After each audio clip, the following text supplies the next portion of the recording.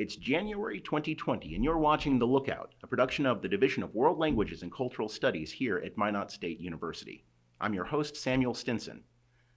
On the program today, we'll be talking with Emerson Eads, the Director of Choral Activities here at Minot State, and David Cangelosi, an opera tenor who is well known all over the world for his work in opera productions. We'll also be speaking with Robert Kibler, who has a poem for us, some work from Dante. It's an interesting program. Stay tuned.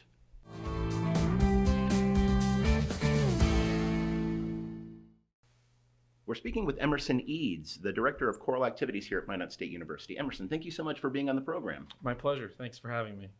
So Emerson, I've always wanted to ask you some questions, and I understand there's some current events that we want to talk about too, so if you're ready, we'll go ahead and jump into those. Let's do it.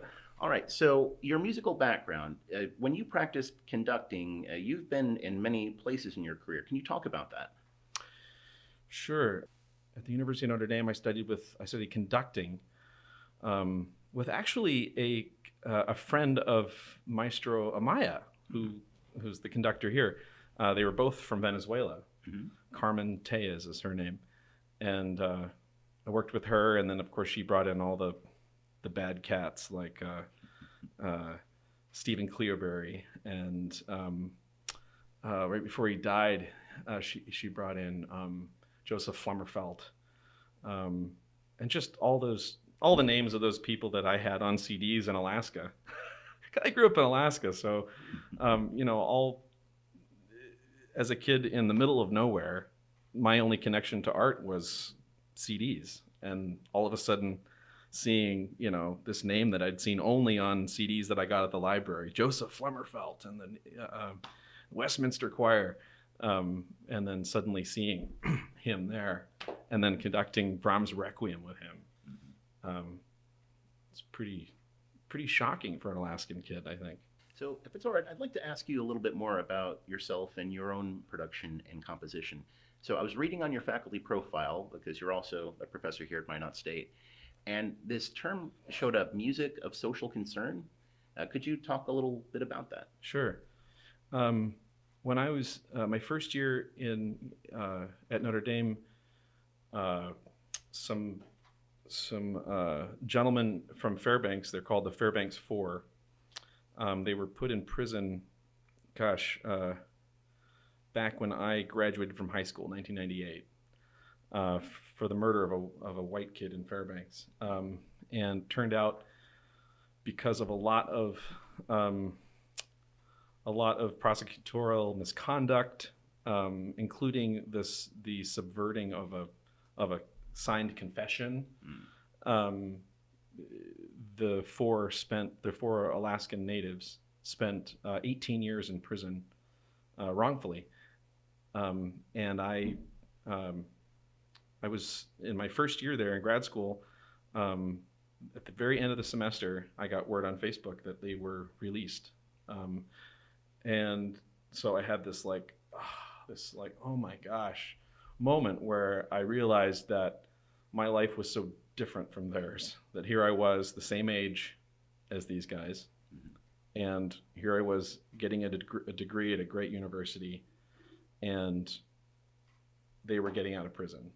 It was kind of a moment for me where I realized that music for me, and this is just for me, I'm not trying to put this on any other artist, but music for me is something that is so, has the power to change, has the power to move people's hearts, and with the realization that there are people that are underprivileged, that are not being served by their communities.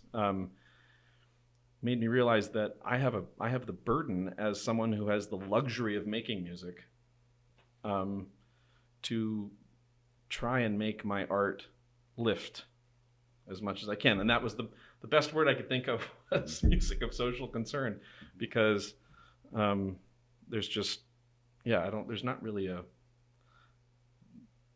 there's not a genre that I know of. I mean, that was kind of a term I came up with. But so was this the basis for your work, the Mass for the Oppressed? Yes, I wrote Mass for the Oppressed right after hearing that they were released from prison, and I wrote the final movement, the Agnus Dei, and I didn't have any I didn't have any desire to write anything more than that. I just wrote it as a response to them being released, the joy of them being released, and then also the somber reality that their lives are forever changed because of people's bad decisions. And so I wrote the Agnus Dei, and then I actually brought it to Carmen because I was like my teacher, and I said no one else that was in the program had done anything on their recitals that was their own music. It was always doing Bach, Beethoven, Brahms, and so I asked if I could do something of my own, and I showed her the Agnus Dei, and she was like, "Oh, Emerson, this is a very, very important topic. You have to write a whole mass, and so I wrote the whole mass, and ended up premiering it in Fairbanks with the Fairbanks 4 present. Very, very meaningful moment when the community in Fairbanks stood up, gave them a standing ovation. Yeah, it was a moment I'll never forget. A moment that you really didn't know what the heck was going to happen. You have people that come to concerts that aren't necessarily the same group of people that are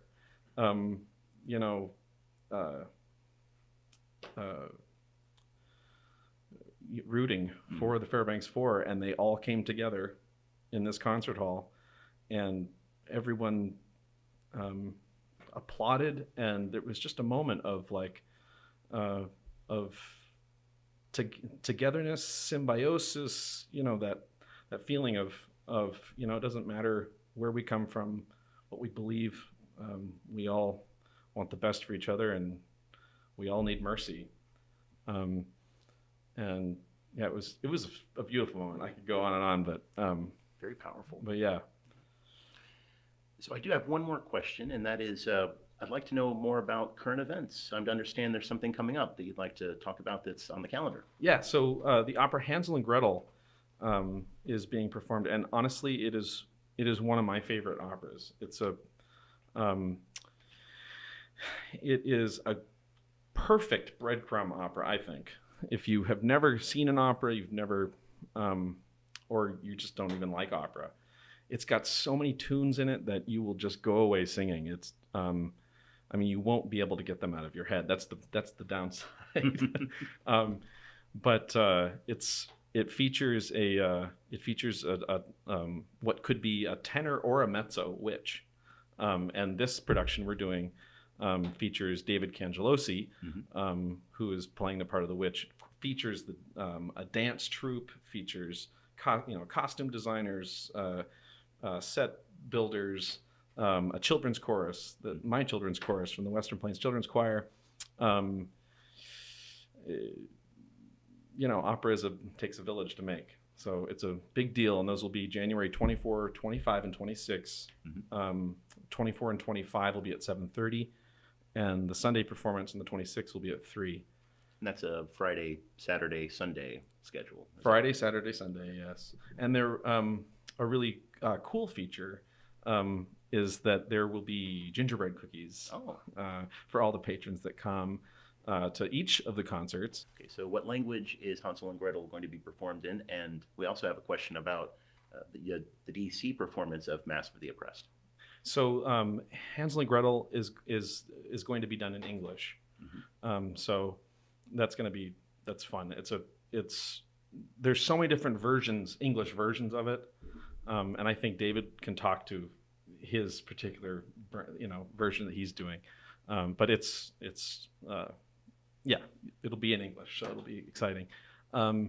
As far as the Mass for the Oppressed, I'm really excited about performance being done at St. Mark's Cathedral on Capitol Hill in DC, June 12th, and then also next year it'll be. I have word that it'll be performed with the Bemidji Symphony is going to do it. So I get to drive to see that one. And that's in 2021. 2021.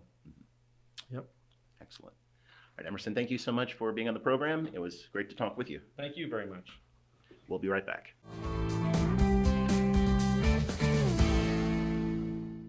I'm sitting here with world-renowned opera singer David Cangelosi. Nice to see you. Thank you so much for being on the program. Great pleasure. So I have a few questions to ask. I've always wanted to ask about your 2004 Met debut. Oh boy, there's a loaded question. It was really an experience. I've been around international opera for quite a long period of time. And 2004, even though it was a Metropolitan Opera debut, it wasn't my first time on stage. But oddly enough, some very odd things wound up happening. And the tempo of operations at a place like the Metropolitan Opera or the Paris Opera, where I've performed a lot, the tempo of operations is very fast. It's very chaotic, hectic, extremely organized while seemingly being disorganized at the same time. Mm-hmm. So I'll never forget, I was backstage and I was splitting some of the performances with another colleague, which is not uncommon at the Met to have, a couple of different casts. And so I had seen the production, I knew exactly what I was doing, I had been rehearsed, etc., so forth. However, I'm back in the dressing room. This is something I was not prepared for. I was in the dressing room and somehow my costumer and my dresser and makeup person in particular got a little bit behind. And I say the operation is very fast over there. And I sat oblivious to what was going on. I just sat there and let them do their thing. Mm-hmm. With never knowing, I was walking to the stage to make my entrance and they were still putting costume pieces on me as I walked. Oh, wow. Which is something that never, ever happened to me before. And I thought, well, that's just how they do it here at the Met. And I was standing in the wings, and they were still putting the nips and tucks on my costume, and boom, I had to hit the stage. I didn't find out until sometime later that the dresser and the makeup, my makeup person, got in some big trouble with the stage management because stage manager said, you should have had this guy ready to go way before this. He's got to make a debut and he's got to hit the stage. You've got to get these people ready and let that be a warning to you. I had no idea. And it was a grand success. Got a call in my dressing room from the maestro afterward, the great James Levine, master maestro. Mm-hmm. I'll never forget that conversation. In fact, I wrote that conversation down. I almost didn't answer the phone in my dressing room because I thought that, who's calling me? It's got to be a mistake. And I picked up the phone. It was the maestro. As soon as I got and if my manager, my agent had not been in the room, mm-hmm. I bet people wouldn't have even believed that it actually happened. They might have thought I made it up, but I didn't. And I wrote that whole conversation down so that I would always remember what he said. That's amazing. Yeah, it was quite a night. And this was a Das Rheingold? Das Rheingold, yes, which was, which is the beginning of an epic journey through Wagner's Ring cycle. Think Lord of the Rings to music, to put it in a popular lexicon. And it is a role that has become my signature role throughout international opera. I've done recordings of it. I've done it all over the world, continue to do it to this day. The role of mime, it looks like mime, but it's actually pronounced mime. And that was my first big foray, at the Met with it, although I had done the role previously at the Lyric Opera of Chicago, and I've since done it in Hong Kong and Washington and San Francisco and with the Boston Symphony. It's been quite a journey. So you sing as a tenor, as everyone knows, but I'm to understand that you began as a baritone. I did. Not uncommon for a lot of young men when they're in their teens or their early 20s to start as a lyric baritone. The world is awash with lyric baritone voices. But at one point, as I progressed through my singing career, it was evident that a decision was going to be had to be made. Are you going to be this? Or are you going to be that? Because there are very few roles that are right in the middle that you could do and make a living at. They call that Zwischenfach, which literally means between two voices. Mm-hmm. And there's only a handful of roles that require that kind of voice. Peleas and Melisande, a couple of the popular operetta works. So I had to make a decision which way I wanted to go, and I went the tenor route because I thought I had broader possibilities. So I wanted to also ask, from all of the many parts you played in all of the opera that you've sung in, was there a role that you felt challenged you the most? Yeah, there have been a lot that have been challenging. And since you mentioned the tenor voice, I might as well throw into the mix here that my specialty is that of character tenor. Now, how does that differentiate? The character tenor, if you know the actor Brian Dennehy, very, very well-known actor worldwide. And Robert Duvall is another one that's sort of like that. I've been called the Brian Dennehy of opera. I've been called the Robert Duvall of opera. I don't know that I agree with that. That's an awfully nice compliment. When a character tenor hits the stage, he can be given a role that's either a villain, a semi-romantic, comedy, the most sinister of types. He can be an interlocutor. There's just the depth of assortment is broad and deep for the character tenor, as opposed to a leading man type, which is they've got great music to sing, but basically they're the same character over and over and over again. The reason I like what I do is because I get to really be somebody different. Hey, I'm going to be the witch coming up. How often do you get to play a witch? How often do you get to play a Japanese businessman? Like I do in Madame Butterfly. How often do you get to play, kind of a dwarfish kind of figure from the lower world, like I do in the Ring Cycle? It really is extraordinarily fun. Now, you ask about a difficult role. I got tapped to do something last year at Carnegie Hall. An opera, Martineau opera. I hardly even knew the composer, to be honest with you, Martineau. But it was an opera that had never been heard in the United States. It was in Czechoslovakian, not my best language. And in fact, I did 2 roles in it. And it had its U.S. premiere. It was fiendishly difficult to learn. And there was spoken dialogue that was attached to it. The music was angular and difficult and not melodic, to the sense that you could pick up a tune really fast. It was nonstop work, and I spent 60 days in a row on it at usually between 3.5, sometimes 4 hours a day before I started to feel comfortable with it. So that was, it was called Juliet, the Key to Dreams. An enormous success. It was a triumph, actually, to stand there on the stage of Carnegie Hall, where I've been before. But this was something different. It was something special. My colleague Emerson, Dr. Eads, was talking about these incredible moments that just materialize, and suddenly they're there, and you never forget them. That was one of them. Wonderful. Glad I worked so hard. So you mentioned you're planning to be the witch? I am planning to be the witch. I've been the witch before, and I'll be the witch again.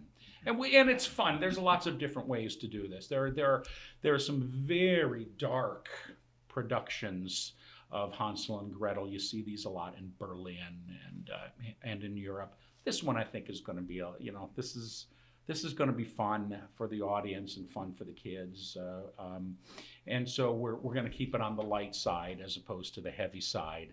And it's tuneful, it's fun. Everybody knows the story. We do it in English, so that makes it easy. The audience will never get lost. And there'll be a few surprises that I do in this that I don't want to give away at the moment. But I think you'll have a good time if you come. So folks will have to come and see. That's the way. Wonderful. We have a moment to ask questions from the Peanut Gallery. Oh yeah, we have an audience here. That's right. Yeah. So what questions do we have? I wonder, all these young baritones, is there like a physiological reason why?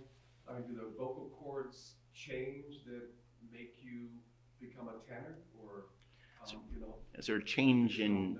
Okay. Why you become a baritone tenor? The gentleman was asking, is there a physiological differential between changing from baritone to tenor, and does something actually happen? Mm-hmm. Again, this is not unusual. It's a matter of basically we're all born with similar stuff in here. And what governs the changeover is timbre, how it sounds, to your ear. It usually has a little bit higher of a pitch. The chords are thicker or thinner by just the tiniest millimeters. We're talking the tiniest imaginable amounts, and that sometimes governs how fast they will actually vibrate. So those lower vibrations, have a tendency to be governed by the basses, and the bass baritones a little faster.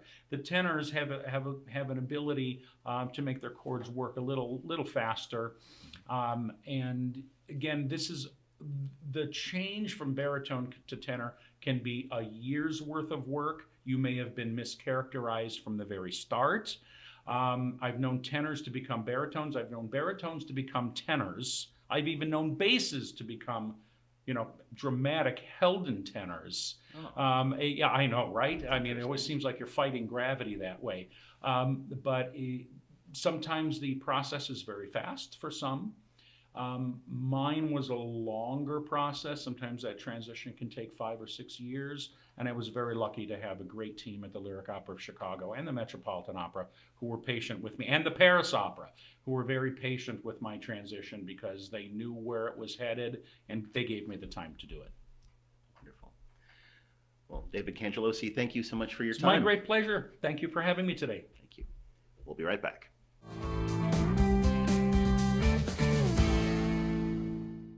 We're back. We're speaking with Robert Kibler from the division. Thank you, Robert, for being on the program. How are you? I'm doing pretty well. So I'm to understand that you have a poem for us from Dante, but first we could talk a little bit more about Dante. Yeah, Dante Alighieri, a name that I think most people know from the Divine Comedy. The Inferno mostly is what excites people. But as a poet in the late 13th, early 14th century, Dante was part of a northern Italian movement that addressed this new fashionable literary mode of love and courtly love from an intellectual and a philosophical vantage. And while the French, where the courtly love tradition and literature began, saw it as a sort of physical love between men and women, romantic love that in many instances sort of devolved into sexual body love, the northern Italians took that phenomena of love and intellectualized it and philosophized it. And, two of the chief people who did that were Dante Alighieri and his friend Guido Cavalcanti, both of whom were key to starting this new movement called the Dolce Stile Nuovo, the sweet new style. And it took love and intellectualized it. And in truth, that's what Dante does his entire career. He starts with this small book, and I want to read a poem from this one book called the La Vita Nuova, The New Life, where he introduces us to love and thinking about love from a variety of angles, philosophical, intellectual, rational, and works us through the many different varied ways in which we can understand it. Now, this was a precursor to his Divine Comedy, where his love interest, and it's the same love interest for Dante from the beginning to the end. Beatrice was quite literally the girl next door when Dante's 9 years old, and he adores her from across the street. We know who she is. She didn't marry to a person with more money, wealth, and prestige than Dante, but he continued to at least utilize that love in an aesthetic sense virtually all of his life. And the poems of the La Vita Nuova are addressed to her and sort of autobiographically talk about his intentions to meet her, introduce his love to her, etc., which you didn't do just straight up. You did through a screen. So just like teenagers today might say, well, if he liked you, would you like him, kind of thing, or even asking the best friend of the girl you love out on a date so you could be closer to your beloved. Because according to the paradigms of the time, to direct a confrontation with your beloved would cause your heart to palpitate, yourself to sweat, and you would swoon and just drop down on the floor in front of her. So it was pretty hard to take that confrontational approach to love. It had to be indirect. But Beatrice from La Vita Nuova becomes Beatrice who has died and gone to heaven and is reflected back on her lover Dante, still alive, and realizes he's taken a bad road. And since she's herself so pure, she's at the left or the right hand of Mary up in heaven. She intercedes on Dante's behalf to ask Mary, can we give him another chance? And in his dream, Dante famously wakes up in a dark wood. And that wood is at the sort of outer perimeter of hell. And he's met by the poet Virgil, who, a love poet, leads him through the Inferno and up into the Purgatorio to a point past which he cannot go. Because as a pagan, you can't go so far within the Judeo-Christian paradigm. So he says goodbye to Dante. Dante goes on his own and ultimately meets Beatrice in heaven, wakes up, going to be a new life, going to be a better man. And that's the life story of Dante. And it begins with poems such as Canto 20 that I'm here to sort of recite today. Couple other things I would say is that in the poem, a medieval conceit of the time was that love was a male entity that, came into the scene or not. And two, technological developments in optics at the time had given way to an entire science of how love entered through the eye. And they've got these great discourses on how it happens, the reflection, the light, this, that, and that's so, and it goes. And, we still have our love at first sight coming from these same paradigms. And both of these things you'll hear in the poem, where love is a male deity who's, awakened, and it's through the eye that love comes. Excellent. So I'm to understand you're going to be reciting the poem twice. Well, I don't know. Maybe if I could get through it once, I think that might be good enough. I thought we might do it many times if I screw up, so we could get it right and post that. But I'm willing to try Canto 20. Certainly. From Dante's La Vita Nuova. Love and the noble heart are but one thing, even as the wise man tells us in his rhymes. The one without the other venturing, no more than reason from a reasoning mind. Nature, disposed to love, makes love king, creating in the heart a dwelling place for him, wherein he lies quiescent, slumbering, sometimes for a little, now a longer time. Then beauty in a virtuous woman's face pleases the eyes, striking the heart so deep, a yearning for the pleasing thing may rise. Sometimes so long it lingers in that place, love's spirit wakens from his sleep. By worthy man, a woman's moved likewise. Robert Kibler, thank you for this note on Dante, and thank you for the poem. Oh yeah, okay. Excellent. Thank you. Thank you. This is the end of our program for today on The Lookout. Stay tuned for next time, and as always, be seen, be heard, be inspired. See you again.